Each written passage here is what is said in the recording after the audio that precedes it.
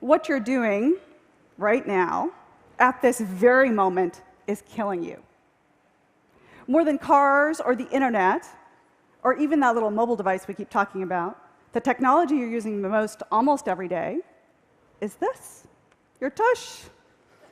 Nowadays, people are sitting 9.3 hours a day, which is more than we're sleeping at 7.7 hours. Sitting is so incredibly prevalent, we don't even question how much we're doing it. And because everyone else is doing it, it doesn't even occur to us that it's not okay.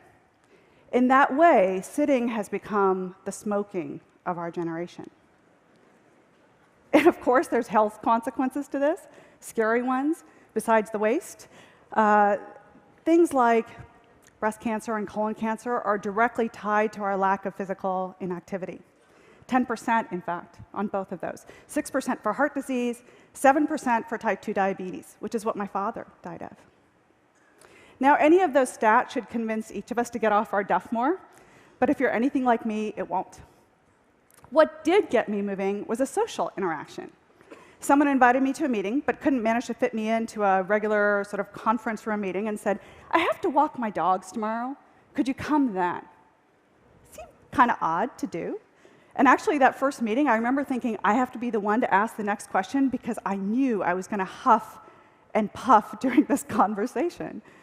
And yet, I've taken that idea and made it my own. So instead of going to coffee meetings or fluorescent-lit conference room meetings, I asked people to go on a walking meeting to the tune of 20 to 30 miles a week. It's changed my life. But before that, what actually happened was I used to think about it as you could take care of your health or you could take care of obligations. And one always came at the cost of the other. So now, several hundred of these walking meetings later, I've learned a few things. First, there's this amazing thing about actually getting out of the box that leads to out-of-the-box thinking. Whether it's nature or the exercise itself, it certainly works. And second, and probably the more reflective one, is just about how much each of us can hold problems in opposition when they're really not that way. And if we're going to solve problems and look at the world really differently, whether it's in governance or business or environmental issues, job creation, maybe we can think about how to reframe those problems as having both things be true. Because it was when that happened with this walk and talk idea that things became doable and sustainable and viable.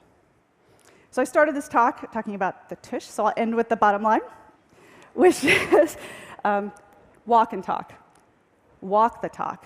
You'll be surprised at how fresh air drives fresh thinking, and in the way that you do, you'll bring into your life an entirely new set of ideas. Thank you.